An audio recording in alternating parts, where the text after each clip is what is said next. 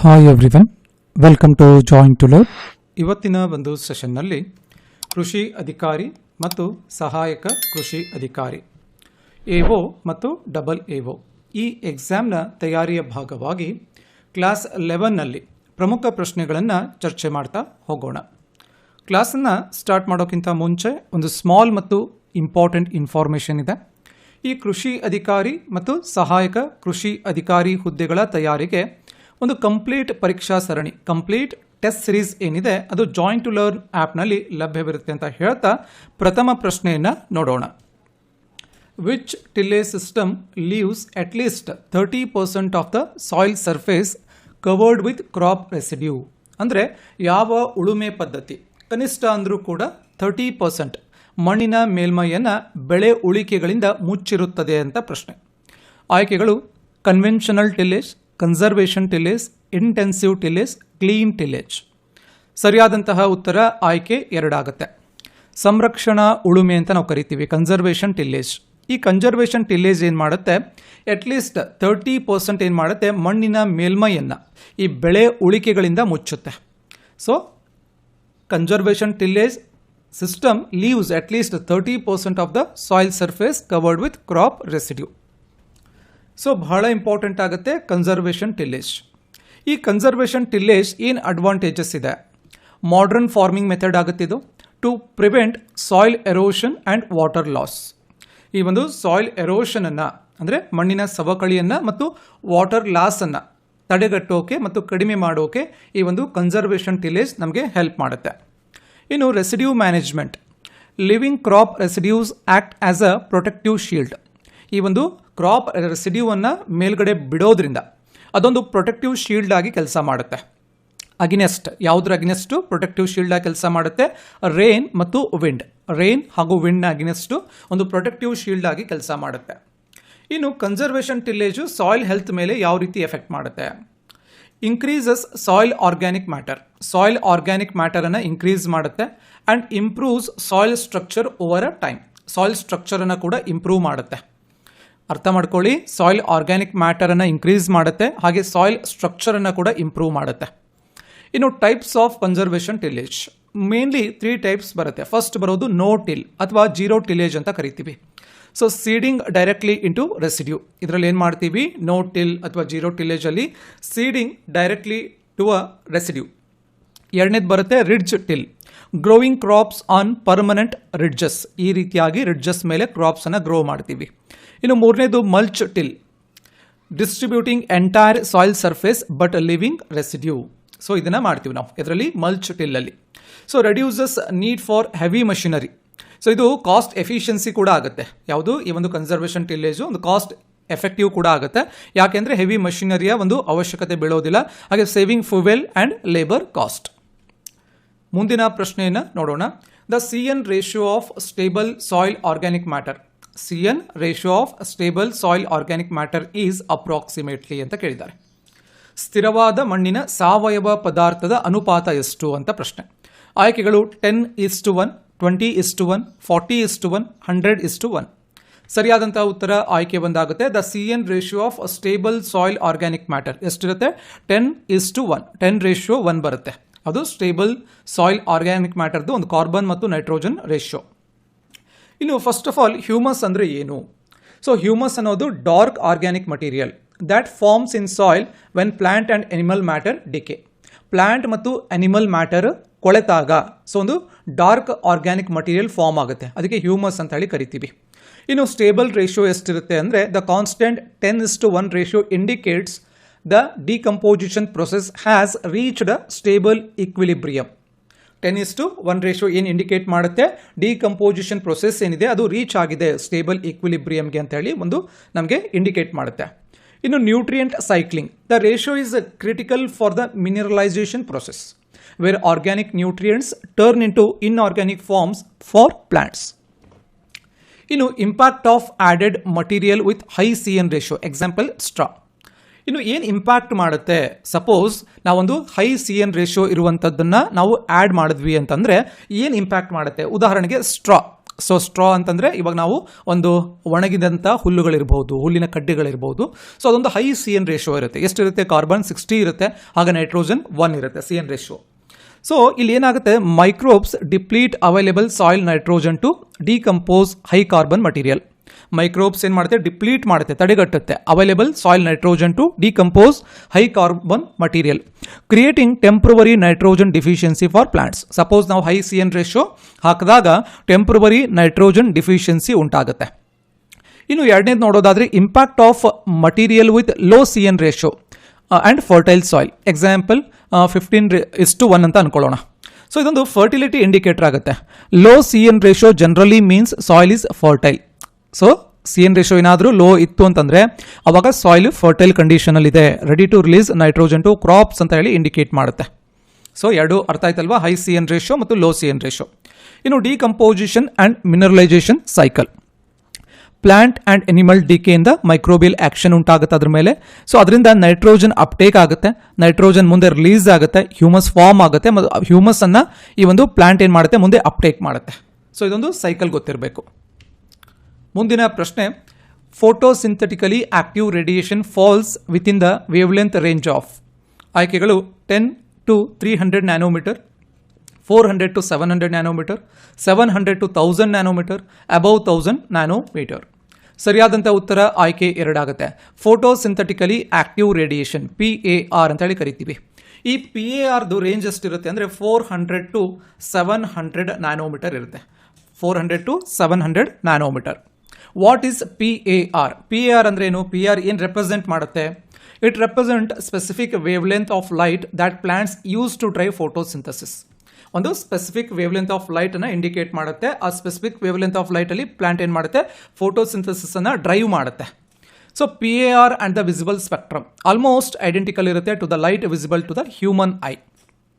ಕ್ಲೋರೋಫೈಲ್ absorption spectrum, ಒಂದು blue light ಬರುತ್ತೆ, around 430 to 450 nanometre ಬರುತ್ತೆ, ಪ್ರೈಮರಿ ಅಬ್ಸಾರ್ಪ್ಷನ್ ಬರುತ್ತೆ. ಎರಡನೇದು ರೆಡ್ ಲೈಟ್ ಅರೌಂಡ್ 640 to 680 ನ್ಯಾನೋಮೀಟರಲ್ಲಿ ಬರುತ್ತೆ, ಈ ಒಂದು ವೇವ್ ಲೆಂತಲ್ಲಿ ಬರುತ್ತೆ. ಇನ್ನು ಪ್ಲಾಂಟ್ಸ್ ಯಾಕೆ ಗ್ರೀನ್ ಆಗಿರುತ್ತೆ? ಪ್ಲಾಂಟ್ಸ್ ಆರ್ ಗ್ರೀನ್ ಅಂತ ಕೇಳಿದ್ದಾರೆ because it reflect most of the green light with the PAR range. Green ಲೈಟನ್ನು ಜಾಸ್ತಿ ರಿಫ್ಲೆಕ್ಟ್ ಮಾಡುತ್ತೆ, ಹಾಗಾಗಿ so plants are green in colour. So ಈ ವೇವ್ ಲೆಂತ್ ಕೂಡ ಗೊತ್ತಿರಬೇಕು. ಇನ್ನು high intensity PAR. So photosynthetically active radiation ಏನಾದರೂ ಹೈ ಇಂಟೆನ್ಸಿಟಿ ಇತ್ತು ಅಂತಂದರೆ higher photosynthesis rate and crop yield. So photosynthesis rate ಕೂಡ ಹೈ ಹೋಗುತ್ತೆ, ಇವನ್ ಕ್ರಾಪ್ ಈಲ್ಡ್ ಕೂಡ ಹೈ ಹೋಗುತ್ತೆ. ಸಪೋಸ್ ಲೋ ಇಂಟೆನ್ಸಿಟಿ ಇತ್ತು ಅಂತಂದರೆ ಆವಾಗ ಈಲ್ಡ್ ಕೂಡ ಕಮ್ಮಿ ಬರುತ್ತೆ, PAR ರೇಟ್ ಕೂಡ ಕಮ್ಮಿ ಬರುತ್ತೆ. ಎರಡು ಕೂಡ ಗೊತ್ತಿರಬೇಕು. ಮುಂದಿನ ಪ್ರಶ್ನೆ, the tetrazolium test is use to determine. ಏನನ್ನು ಡಿಟರ್ಮೈನ್ ಮಾಡೋಕೆ ಯೂಸ್ ಮಾಡ್ತಾರೆ? ಆಯ್ಕೆಗಳು seed purity, seed viability, seed moisture, seed germination percentage. ಸರಿಯಾದಂಥ ಉತ್ತರ ಆಯ್ಕೆ 2 ಆಗುತ್ತೆ. ಸೀಡ್ ವಯಾಬಿಲಿಟಿಯನ್ನು ಡಿಟರ್ಮೈನ್ ಮಾಡೋಕೆ ಟೆಟ್ರಾಜೋಲಿಯಂ ಟೆಸ್ಟನ್ನು ಯೂಸ್ ಮಾಡ್ತೀವಿ. ಇನ್ನು ಟೆಟ್ರಾಜೋಲಿಯಂ ಟೆಸ್ಟ್ ಹೇಗೆ ವರ್ಕ್ ಆಗುತ್ತೆ? ಸೊ ಫಸ್ಟ್ ನಾವು ಅಬ್ಸರ್ವ್ ಮಾಡಬೇಕು. ಸೀಡ್ ಅಂತ ಅನ್ಕೊಳ್ಳೋಣ. ಸೊ ಈ ಸೀಡಲ್ಲಿ ಇಲ್ಲಿ ಎಂಡೋಸ್ಪರ್ಮ್ ಇರುತ್ತೆ, ಇದು ಎಂಬ್ರಯೋ ಇರುತ್ತೆ. ಇಲ್ಲಿ 2,3,5 ಟ್ರೈಫಿನಲ್ ಮೀನ್ಸ್ ಟೆಟ್ರಾಜೋಲಿಯಂ ಕ್ಲೋರೈಡನ್ನು ಆ್ಯಡ್ ಮಾಡ್ತಾರೆ. ಸೊ ಇಲ್ಲಿ ನಾವು ಆ್ಯಡ್ ಮಾಡಿದಾಗ ಅದು ರಿಯಾಕ್ಟ್ ಆಗುತ್ತೆ, ಕೆಮಿಕಲ್ ರಿಯಾಕ್ಷನ್ ಆಗುತ್ತೆ, ರಿಯಾಕ್ಟ್ ವಿತ್ ಡಿಹೈಡ್ರೋಜಿನೇಸ್ ಎಂಜೈಮ್ಸ್. ಅರ್ಥ ಮಾಡ್ಕೊಳ್ಳಿ, ಸೀಡ್ ಜೊತೆಗೆ ಟ್ರೈಫಿನೈಲ್ ಟೆಟ್ರಾಜೋಲಿಯಂ ಕ್ಲೋರೈಡನ್ನು ರಿಯಾಕ್ಟ್ ಮಾಡಿದಾಗ ಆ್ಯಡ್ ಮಾಡಿದಾಗ ಕೆಮಿಕಲ್ ರಿಯಾಕ್ಷನ್ ಆದಮೇಲೆ ಡಿಹೈಡ್ರೋಜಿನೇಸ್ ಎಂಜೈಮ್ ಜೊತೆ ರಿಯಾಕ್ಟ್ ಮಾಡುತ್ತೆ. ಆವಾಗ living seed tissue with a red colour. So enzyme active ಇತ್ತು ಅಂತಂದರೆ, ಅದರೊಳಗಡೆ ಎಂಜೈಮ್ ಆಕ್ಟಿವ್ ಇತ್ತು ಅಂತಂದರೆ TTC reduce to formazan, red pigment ಆಗಿ ಅದು ರೆಡ್ಯೂಸ್ ಆಗುತ್ತೆ. ಯಾವುದು? ಅದರಲ್ಲಿ ಎಂಜೈಮ್ ಆಕ್ಟಿವ್ ಇತ್ತು ಅಂತಂದರೆ. ಸಪೋಸ್ ಎಂಜೈಮ್ ಇನ್ ಆಕ್ಟಿವ್ ಇತ್ತು ಅಂತಂದರೆ ಯಾವುದೇ ರಿಯಾಕ್ಷನ್ ಆಗೋದಿಲ್ಲ, ರಿಮೇನ್ಸ್ ಕಲರ್ಲೆಸ್. ಸೀಡ್ ಯಾವಾಗಲೂ ಕೂಡ ಕಲರ್ಲೆಸ್ ಆಗಿಬಿಡುತ್ತೆ ಅಥವಾ ರೆಡ್ ಪಿಗ್ಮೆಂಟ್ ಫಾರ್ಮ್ ಆಗೋದಿಲ್ಲ. ಸೊ ಈ ರೀತಿಯಾಗಿ ಈ ಒಂದು ಟೆಟ್ರಾಜೋಲಿಯಂ ಟೆಸ್ಟ್ ವರ್ಕ್ ಆಗುತ್ತೆ. Dehydrogenase enzyme activity detect enzymes involved in cell respiration indicating living tissue. So ಇದೊಂದು ಅಡ್ವಾನ್ಸ್ಡ್ ಸ್ಪೀಡ್ ಹೊಂದಿರುತ್ತೆ tetrazolium test, much faster than standard germination test. Even 24 to 48 ಅವರ್ಸಲ್ಲಿ result ಬರುತ್ತೆ. ಇನ್ನು best method for seeds that are alive but won't grow immediately. So ಈ ಒಂದು seeds ಇವನ್ alive ಇದ್ರು ಅಥವಾ grow ಆಗಲ್ಲ ಅಂತ ಚೆಕ್ ಮಾಡೋಕೆ ಒಂದು ಬೆಸ್ಟ್ ಮೆಥಡ್ ಆಗುತ್ತೆ ಟೆಟ್ರಾಜೋಲಿಯಂ ಟೆಸ್ಟ್. ಮುಂದಿನ ಪ್ರಶ್ನೆ, I am Giorgia my roots my principle ಎಂಬ ಪುಸ್ತಕ ಬರೆದಂಥವರು ಯಾರು ಅಂತ ಪ್ರಶ್ನೆ. ಒಂದು ಕರೆಂಟ್ ಅಫೇರ್ಸ್ ಪ್ರಶ್ನೆ ಆಗುತ್ತೆ. ಆಯ್ಕೆಗಳು ಜಾರ್ಜಿಯಾ ಮೆಲೋನಿ, ನರೇಂದ್ರ ಮೋದಿ, ಸುಧಾಮೂರ್ತಿ, ಮೇಲಿನ ಯಾರೂ ಅಲ್ಲ. ಸರಿಯಾದಂಥ ಉತ್ತರ ಆಯ್ಕೆ 1 ಆಗುತ್ತೆ, Giorgia Meloni. So I am Giorgia, my roots my principle ಅನ್ನುವಂಥ ಪುಸ್ತಕವನ್ನು ಬರೀತಾರೆ. ಸೊ ಜಾರ್ಜಿಯಾ ಮೆಲೋನಿ ಯಾರು? ಇಟಲಿ ದೇಶದ ಪ್ರಧಾನಿ ಆಗ್ತಾರೆ. ಇಟಲಿ ದೇಶದ ಪ್ರಧಾನಿ ಜಾರ್ಜಿಯಾ ಮೆಲೋನಿ ಆಗ್ತಾರೆ. ಮುಂದಿನ ಪ್ರಶ್ನೆ, ಹೈಫಾ ನಗರ ಇತ್ತೀಚೆಗೆ ಸುದ್ದಿಯಲ್ಲಿದ್ದು ಇದು ಯಾವ ದೇಶಕ್ಕೆ ಸಂಬಂಧಿಸಿದೆ? ಆಯ್ಕೆಗಳು ಇರಾನ್, ಇಸ್ರೇಲ್, ಪಾಕಿಸ್ತಾನ್, ಅಫ್ಘಾನಿಸ್ತಾನ್. ಸರಿಯಾದಂಥ ಉತ್ತರ ಆಯ್ಕೆ 2 ಆಗುತ್ತೆ. ಇಸ್ರೇಲ್ ದೇಶಕ್ಕೆ ಸಂಬಂಧಪಡುತ್ತೆ ಹೈಫಾ ನಗರ. ಹಾಗಾದರೆ ಹೈಫಾ ನಗರ ಯಾಕೆ ಸುದ್ದಿಯಲ್ಲಿದೆ ಅನ್ನೋದು ಗೊತ್ತಿರಬೇಕು. ಇಸ್ರೇಲ್ನ ಹೈಫಾ ನಗರವನ್ನು ಆಟೋಮನ್ ದಾಸ್ಯದಿಂದ ಬಿಡುಗಡೆಗೊಳಿಸಿದ್ದಾರೆ, ಭಾರತೀಯ ಸೈನಿಕರ ಹೊರತು ಬ್ರಿಟಿಷರಲ್ಲ ಅಂತ ಹೇಳಿ ಹೈಫಾ ನಗರದ ಮೇಯರ್ ಯೋನಾ ಯಾಹಮ್ ಅವರು ಒಂದು ಸ್ಟೇಟ್ಮೆಂಟ್ ಕೊಡ್ತಾರೆ. ಅರ್ಥ ಮಾಡ್ಕೊಳ್ಳಿ, ಈ ಒಂದು ಹೈಫಾ ನಗರವನ್ನು ಆಟೋಮನ್ ಟರ್ಕರ ದಾಸ್ಯದಿಂದ ಯಾರು ಬಿಡುಗಡೆಗೊಳಿಸಿದ್ರು? ಭಾರತೀಯ ಸೈನಿಕರು ಬಿಡುಗಡೆಗೊಳಿಸಿದ್ದಾರೆ ಅಂತ ಹೇಳಿ ಅಲ್ಲಿನ ಮೇಯರ್ ಆದಂತಹ ಯೋನಾ ಯಾಹಮ್ ಅವರು ಒಂದು ಸ್ಟೇಟ್ಮೆಂಟನ್ನು ಕೊಡ್ತಾರೆ. ಇನ್ನು ಹೈಫಾ ನಗರವನ್ನು ದಾಸ್ಯದಿಂದ ಮುಕ್ತಗೊಳಿಸಿದ್ದು ಮೈಸೂರು, ಹೈದರಾಬಾದ್ ಮತ್ತು ರಾಜಸ್ಥಾನದ ಅಶ್ವದಳಗಳು ಅಂತ ಕೂಡ ಒಂದು ಸ್ಟೇಟ್ಮೆಂಟ್ ಬರುತ್ತೆ. ಮುಂದಿನ ಪ್ರಶ್ನೆ, ಕಂಚು ಹೇಗೆ ತಯಾರಿಸಲ್ಪಟ್ಟಿತು ಅಂತ ಪ್ರಶ್ನೆ. ಆಯ್ಕೆಗಳು ತಾಮ್ರ ಮತ್ತು ಕಬ್ಬಿಣದ ಮಿಶ್ರಣ, ತಾಮ್ರ ಮತ್ತು ತವರದ ಮಿಶ್ರಣ, ಚಿನ್ನ ಮತ್ತು ಬೆಳ್ಳಿಯ ಮಿಶ್ರಣ, ಕಲ್ಲು ಮತ್ತು ತಾಮ್ರದ ಮಿಶ್ರಣ. ಸರಿಯಾದಂಥ ಉತ್ತರ ಆಯ್ಕೆ 2 ಆಗುತ್ತೆ. ತಾಮ್ರ ಮತ್ತು ತವರದ ಮಿಶ್ರಣ ಆಗುತ್ತೆ ಕಂಚು. ಸೊ ಕಂಚು ತಾಮ್ರ ಮತ್ತು ತವರದ ಮಿಶ್ರಣ ಆಗುತ್ತೆ. ಮಾನವ ತಾಮ್ರದ ಬಳಕೆಯನ್ನು ಕಲಿತ ನಂತರ ಅದರ ಮೃದುತ್ವದ ಮಿತಿಯನ್ನು ಹೋಗಲಾಡಿಸೋಕೆ ಹೊಸ ತಂತ್ರಜ್ಞಾನವನ್ನು ಕಂಡುಹಿಡ್ಕೋತಾನೆ. ಫಸ್ಟ್ ಮಾನವ ಏನು ಮಾಡ್ತಾನೆ? ತಾಮ್ರದ ಬಳಕೆಯನ್ನು ಕಲಿತಾನೆ, ಬಟ್ ಅದರ ಮೃದುತ್ವವನ್ನು ಹೋಗಲಾಡಿಸೋಕೆ ಒಂದು ಹೊಸ ಟೆಕ್ನಾಲಜಿಯನ್ನು ಕಂಡುಕೋತಾನೆ. ಸುಮಾರು 90% ತಾಮ್ರ ಮತ್ತು 10% ತವರವನ್ನು ಒಂದು ನಿರ್ದಿಷ್ಟ ತಾಪಮಾನದಲ್ಲಿ ಕರಗಿಸಿ ಮಿಶ್ರಣ ಮಾಡ್ತಾನೆ. ಆ ಮೂಲಕ ಕಂಚನ್ನು ತಯಾರು ಮಾಡ್ತಾನೆ. ಕಂಚು ತಾಮ್ರಕ್ಕಿಂತ ಹೆಚ್ಚು ಬಾಳಿಕೆ ಬರುತ್ತೆ. ಇದನ್ನು ಕೇವಲ ಆಭರಣಗಳಿಗೆ ಮಾತ್ರ ಬಳಸೋದಿಲ್ಲ, ಇವನ್ ಕೃಷಿ ಉಪಕರಣ, ಆಯುಧ, ಸುಂದರವಾದ ಮೂರ್ತಿಗಳ ತಯಾರಿಕೆಯಲ್ಲಿ ಕೂಡ ವ್ಯಾಪಕವಾಗಿ ಬಳಸಲಾಗುತ್ತೆ. ಮುಂದೆ ಈ ಸಂಶೋಧನೆ ವಿಶ್ವದ ಮೊದಲ ನಾಗರಿಕತೆಗಳಾದಂತಹ ಮೆಸೊಪೊಟೋಮಿಯಾ, ಈಜಿಪ್ಟ್ ಮತ್ತು ಭಾರತದ ಸಿಂಧೂ ಬಯಲಿನ ನಾಗರಿಕತೆ ಬೆಳವಣಿಗೆಗೆ ಪ್ರಮುಖ ಕಾರಣ ಆಗುತ್ತೆ. ಸಿಂಧೂ ನಾಗರಿಕತೆಯಲ್ಲಿ ಕಂಡುಬಂದಂತಹ ಒಂದು ನರ್ತಕಿಯ ವಿಗ್ರಹ ಏನಿದೆ ಅದು ಕಂಚಿನ ಲೋಹಶಾಸ್ತ್ರಕ್ಕೆ ಒಂದು ಅತ್ಯುತ್ತಮ ಉದಾಹರಣೆ ಆಗುತ್ತೆ. ಮುಂದಿನ ಪ್ರಶ್ನೆ, ಇತಿಹಾಸದ ಅಧ್ಯಯನವು ದೇಶದ ಸ್ಮರಣ ಶಕ್ತಿಯಂತೆ ಎಂದು ಏಕೆ ಹೇಳುತ್ತಾರೆ? ಆಯ್ಕೆಗಳು ಇದು ಘಟನೆಗಳನ್ನು ಮರೆಸುತ್ತದೆ, ಇದು ಭವಿಷ್ಯವನ್ನು ನಿರ್ಧರಿಸುವುದಿಲ್ಲ, ಇದು ಹಿಂದಿನ ತಪ್ಪು ಮತ್ತು ಯಶಸ್ಸನ್ನು ನೆನಪಿಸುತ್ತದೆ, ಇದು ಕೇವಲ ರಾಜರ ಕತೆ. ಸರಿಯಾದಂಥ ಉತ್ತರ ಆಯ್ಕೆ 3 ಆಗುತ್ತೆ. ಇದು ಹಿಂದಿನ ತಪ್ಪು ಮತ್ತು ಯಶಸ್ಸನ್ನು ನಮಗೆ ನೆನಪಿಸುತ್ತೆ. ಹಾಗಾಗಿ ಇತಿಹಾಸದ ಅಧ್ಯಯನ ಏನಿದೆ ಅದು ದೇಶದ ಸ್ಮರಣ ಶಕ್ತಿಯಂತೆ ಅಂತ ಹೇಳಿ ಒಂದು ಸ್ಟೇಟ್ಮೆಂಟ್ ಇದೆ. ಒಬ್ಬ ವ್ಯಕ್ತಿಗೆ ತನ್ನ ಜೀವನದ ಹಳೆಯ ನೆನಪುಗಳು ಹೇಗೆ ದಾರಿದೀಪ ಆಗುತ್ತೆ, ಹಾಗೆ ಒಂದು ಸಮಾಜ ಅಥವಾ ದೇಶಕ್ಕೆ ಇತಿಹಾಸ ನೆನಪಿನ ಶಕ್ತಿಯಾಗಿ ಕೆಲಸ ಮಾಡುತ್ತೆ. ಇತಿಹಾಸ ಕೇವಲ ರಾಜ ಮಹಾರಾಜರ ಯುದ್ಧದ ಕಥೆಯಲ್ಲ, ಅದು ಮಾನವ ಕುಲ ನಡೆದು ಬಂದ ಒಂದು ದಾರಿಯಾಗುತ್ತೆ, ಅನುಭವಿಸಿದ ಸೋಲು ಮತ್ತು ಸಾಧಿಸಿದ ಯಶಸ್ಸಿನ ದಾಖಲೆ ಆಗುತ್ತೆ. ಗತಕಾಲದಲ್ಲಿ ಮಾಡಿದ ತಪ್ಪುಗಳನ್ನು ವಿಶ್ಲೇಷಿಸುವ ಮೂಲಕ ವರ್ತಮಾನದ ಸಮಸ್ಯೆಗಳಿಗೆ ಒಂದು ಪರಿಹಾರವನ್ನು ಕಂಡುಕೊಳ್ಳುವಂತಹ ಒಂದು ದಾರಿದೀಪ ಕೂಡ ಆಗುತ್ತೆ. ಸೊ ಇತಿಹಾಸ ಇದನ್ನು ಬಿಡಿಸಿದಾಗ ಇತಿ ಪ್ಲಸ್ ಹ ಪ್ಲಸ್ ಆಸ ಅನ್ನುವಂಥ ಒಂದು ಅರ್ಥ ಬರುತ್ತೆ. ಇತಿಹಾಸ ನಾಗರಿಕತೆಗಳ ಏಳು ಬೀಳುಗಳನ್ನು ಅಧ್ಯಯನ ಮಾಡುವ ಮೂಲಕ ಉತ್ತಮ ಆಡಳಿತಕ್ಕೆ ಬೇಕಾದ ಮಾದರಿಗಳನ್ನು ಒದಗಿಸುತ್ತೆ. ಇನ್ನು ಒಂದು ಜನಾಂಗದ ಸಂಸ್ಕೃತಿ, ಪರಂಪರೆ, ಮೌಲ್ಯಗಳನ್ನು ಕೂಡ ಮುಂದಿನ ಪೀಳಿಗೆಗೆ ಒಂದು ದಾಟಿಸುವ ಮೂಲಕ ಅದರ ಇತಿಹಾಸವನ್ನು ನೆನಪು ಮಾಡುತ್ತೆ. ಮುಂದಿನ ಪ್ರಶ್ನೆ, ಇತಿಹಾಸದ ಬಗ್ಗೆ ಕೆಳಗಿನ ಹೇಳಿಕೆಗಳನ್ನು ಗಮನಿಸಿ ಸರಿಯಾದದನ್ನು ಆಯ್ಕೆ ಮಾಡಿ. ಸೊ ಫಸ್ಟ್ ಸ್ಟೇಟ್ಮೆಂಟ್ ನೋಡೋಣ. ಇತಿಹಾಸ ಕೇವಲ ಕಥೆಯಲ್ಲ, ಸಾಕ್ಷ್ಯಗಳನ್ನು ಆಧರಿಸಿದ ಸತ್ಯ. ಎರಡನೇ ಸ್ಟೇಟ್ಮೆಂಟ್ ನೋಡಿ, ಇತಿಹಾಸ ಭವಿಷ್ಯಕ್ಕೆ ಮಾರ್ಗದರ್ಶನ ನೀಡುತ್ತದೆ. ಆಯ್ಕೆಗಳು ಅ ಮಾತ್ರ ಸರಿ, ಬ ಮಾತ್ರ ಸರಿ, ಅ ಮತ್ತು ಎರಡೂ ಸರಿ, ಯಾವುದೂ ಸರಿಯಲ್ಲ. ಸರಿಯಾದಂಥ ಉತ್ತರ ಆಯ್ಕೆ 3 ಆಗುತ್ತೆ. ಎರಡೂ ಹೇಳಿಕೆಗಳು ಕೂಡ ಸರಿ ಆಗುತ್ತೆ. ಇತಿಹಾಸ ಅನ್ನೋದು ಕೇವಲ ಕಥೆಯಲ್ಲ, ಅದು ಸಾಕ್ಷ್ಯಗಳನ್ನು ಆಧರಿಸಿದ ಒಂದು ಸತ್ಯ ಆಗುತ್ತೆ. ಇತಿಹಾಸ ಭವಿಷ್ಯಕ್ಕೆ ಮಾರ್ಗದರ್ಶನವನ್ನು ಕೂಡ ನೀಡುತ್ತೆ. ಸೊ ಎರಡೂ ಸ್ಟೇಟ್ಮೆಂಟ್ಗಳು ಕೂಡ ಗೊತ್ತಿರಬೇಕು. ಇತಿಹಾಸ ಸಂಶೋಧನೆ ವಿಮರ್ಶಾತ್ಮಕ ದೃಷ್ಟಿಕೋನವನ್ನು ಹೊಂದಿರುವ ಒಂದು ಸಾಮಾಜಿಕ ವಿಜ್ಞಾನ. ಇದು ಮಾನವ ನಾಗರಿಕತೆಯ ವಿಕಾಸದ ಹಂತಗಳನ್ನು ತಿಳಿಯೋಕೆ ಸಹಾಯ ಮಾಡುತ್ತೆ. ಗತಕಾಲದ ಘಟನೆಗಳ ಭವಿಷ್ಯದ ನೀತಿ ನಿರೂಪಣೆಗೆ ಆಧಾರ ಕೂಡ ಆಗುತ್ತೆ. ಮುಂದಿನ ಪ್ರಶ್ನೆ, ಸಾಹಿತ್ಯಾಧಾರಗಳ ಕುರಿತ ಹೇಳಿಕೆಗಳಲ್ಲಿ ಸರಿಯಾದದನ್ನು ಆಯ್ಕೆ ಮಾಡಿ. ಸೊ ಎರಡು ಹೇಳಿಕೆಗಳಿದೆ. ಫಸ್ಟ್ ಸ್ಟೇಟ್ಮೆಂಟ್ ನೋಡಿ, ದೇಶೀಯ ಸಾಹಿತ್ಯದಲ್ಲಿ ಕೌಟಿಲ್ಯನ ಅರ್ಥಶಾಸ್ತ್ರ ಪ್ರಮುಖ. ವಿದೇಶೀಯ ಸಾಹಿತ್ಯ ಅಂದರೆ ವಿದೇಶಿ ಪ್ರವಾಸಿಗರ ಕೃತಿಗಳು. ಆಯ್ಕೆಗಳು 1 ಸರಿ, 2 ಸರಿ, 1 ಮತ್ತು 2 ಸರಿ, ಯಾವುದೂ ಅಲ್ಲ. ಸರಿಯಾದಂಥ ಉತ್ತರ ಆಯ್ಕೆ 3 ಆಗುತ್ತೆ. ದೇಶೀಯ ಸಾಹಿತ್ಯದಲ್ಲಿ ಕೌಟಿಲ್ಯನ ಅರ್ಥಶಾಸ್ತ್ರ ಪ್ರಮುಖ ಆಗುತ್ತೆ. ವಿದೇಶೀಯ ಸಾಹಿತ್ಯ ಅಂದರೆ ವಿದೇಶಿ ಪ್ರವಾಸಿಗರ ಕೃತಿಗಳು ಕೂಡ ಆಗುತ್ತೆ. ಸೊ ನಾವು ಇತಿಹಾಸದ ಒಂದು ಪುನರ್ರಚನೆಯನ್ನು ನೋಡಿದಾಗ ಸಾಹಿತ್ಯ ಆಧಾರಗಳು ಒಂದು ಪ್ರಮುಖ ಪಾತ್ರವನ್ನು ವಹಿಸುತ್ತೆ. ಇವುಗಳನ್ನು ಮುಖ್ಯವಾಗಿ ದೇಶೀಯ ಸಾಹಿತ್ಯ ಮತ್ತು ವಿದೇಶೀಯ ಸಾಹಿತ್ಯ ಅಂತ 2 ವಿಭಾಗ ಮಾಡ್ತಾರೆ. ಭಾರತೀಯ ಮೂಲದ ಲೇಖಕರು ಇಲ್ಲಿನ ಸ್ಥಳೀಯ ಭಾಷೆಗಳಲ್ಲಿ ಒಂದು ಕೃತಿಗಳನ್ನು ರಚನೆ ಮಾಡ್ತಾರೆ. ಇವುಗಳಿಗೆ ದೇಶೀಯ ಸಾಹಿತ್ಯ ಅಂತ ಹೇಳಿ ಕರಿತೀವಿ. ಉದಾಹರಣೆಗೆ ಮೌರ್ಯರ ಕಾಲದ ಆಡಳಿತವನ್ನು ತಿಳಿಸುವಂತಹ ಕೌಟಿಲ್ಯನ ಅರ್ಥಶಾಸ್ತ್ರ ಆಗಿರ್ಬೋದು. ಇನ್ನು ವಿದೇಶಗಳಿಂದ ಭಾರತಕ್ಕೆ ಬಂದ ಪ್ರವಾಸಿಗರು, ರಾಯಭಾರಿಗಳು, ಯಾತ್ರಿಕರು ತಮ್ಮ ಅನುಭವಗಳನ್ನು ದಾಖಲೆ ಮಾಡ್ತಾರೆ. ಉದಾಹರಣೆಗೆ ಮೆಗಸ್ತಿನಿಸ್ ಇಂಡಿಕಾವನ್ನು ರಚನೆ ಮಾಡ್ತಾನೆ.